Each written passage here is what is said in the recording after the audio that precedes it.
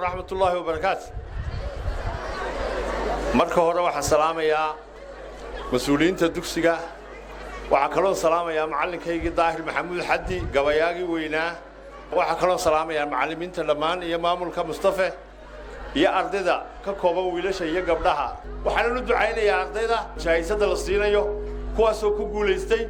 kaalinta koowaad ee iskuulka markii la eegay kalaasyadii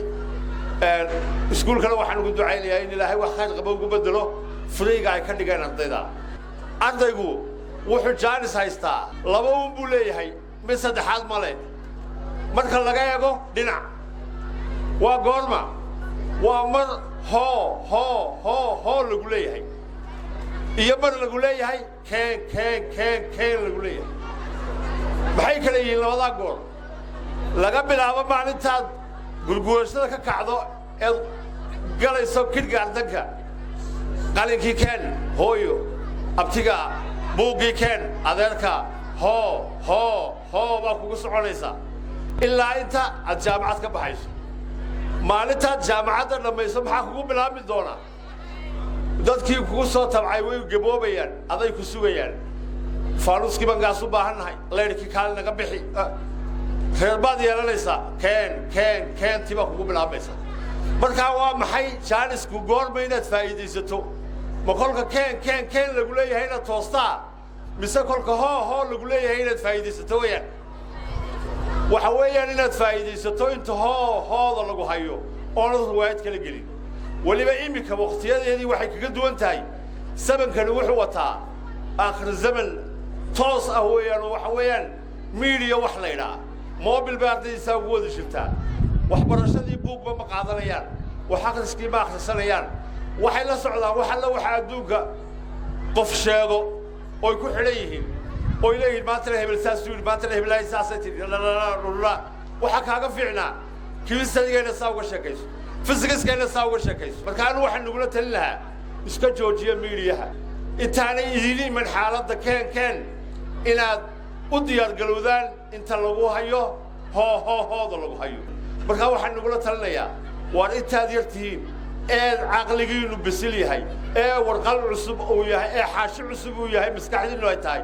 ku gura xaashada cusub aqoon ku gura maanta adduunyada aqoon baa la isku dhaafay example haddaan soo qaato waddanka Mareykanka la yiraahdo ugu horumarsan adduunyada wuxuu ku horumaray waa maxay waa waxbarasho muxuu sameyn jiray kolkuu dhaqaale helay dalalka Afrika Asia wadamadaas oo dhan secondary kasta lodka ka baxaya tobanka arday u horeeya sanad walba ayuu dal kasta ka qaadan jiray uu sii jiray jaamacad heerka koowaad ee jaamacadda dabadna muxuu sameyn jiray shanta qof ee ugu sareysa tobankii ayuu la hadhi jiray wuxuu la soo celin jiray shanta kale oo dalkii ku soo celin jiray iyagoo heerkii koowaad soo qaatay haddana muxuu sameyn jiray master buu shantaas siin jiray masterta haddana labada ugu sareysa dal walba ayuu la hadhi jiray muxuu soo celin jiray saddexdii kale oo dalku ku soo celin jiray muxuu la hadhay markaa wuxuu la hadhay caalamka intii ugu aqoon badnayd oo dal walba wuxuu ka helay laba qof PhD buu siinay labada qof PhD markuu siiyana Mareykan bay dhex degayeen Mareykan bay noqonayeen sidaas ay ku soo saarayeen wax cusub ay caalamka ugu soo saarayeen haddaba waxa lagu horumari karaa waxa weeyaan oo kaliya ee dalku horumari karo shakhsina ku horumari karo waa aqoonta ku dadaala Allah idin karsiiyo waalidkana Allah u fududeeyo macallimiintana Allah u fududeeyo anu waxa ka socdaa xafiiska imtixaanaadka qaranka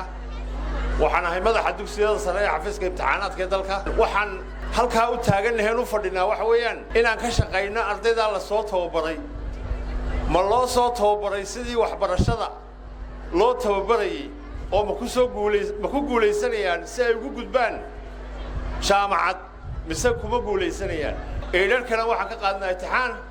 imtixaankaasina wuxuu ka turjumayaa ardaygani ma u gudbi karaa form 1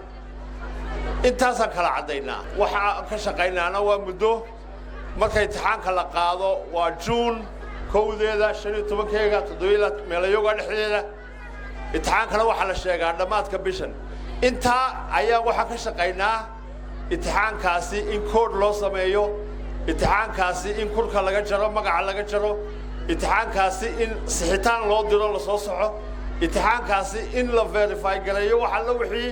khaladaad ku yimid la soco in imtixaanka ugu dambeyn hawsha imika socota ay tablationka la geliyo computerka arday kasta godkiisii loogu rido godadkiisii loogu rido imtixaanadii uu keenay haddaba dadaalka halka adu fadhidaan ee macallimiintu idin hor taagan tahay ee waalidkiina wax walba idin siinayaan oo u baahataan hadba intay hayaan ee karaan hayntoodu tahay waxaad u soo socotaan waa anaga markaad noo timaadaana miisaankan ku saaraynaa markaan miisaanka ku saarnana halkii aad ku habboon tahay baan yaa nambarkeegii ama tiradeedii ama gradekeegii aad galaysaa haddaad dhacdana waad dhici oonad waxba soo baran haddaad baastana waxaad ku baasaysaa ama A ama B ama C ama D oo hooseysaad ku baasaysaa haddaba waxa weeyaan waxa ay dawladdu u samaysay ee kharash ugu bixinaysaa ee macallimiinta wax loo siinayaa ee iskuullada loo dhisayaa waa ardayda weeyaan waana mustaqbalka baritoole waa madaxda baritoole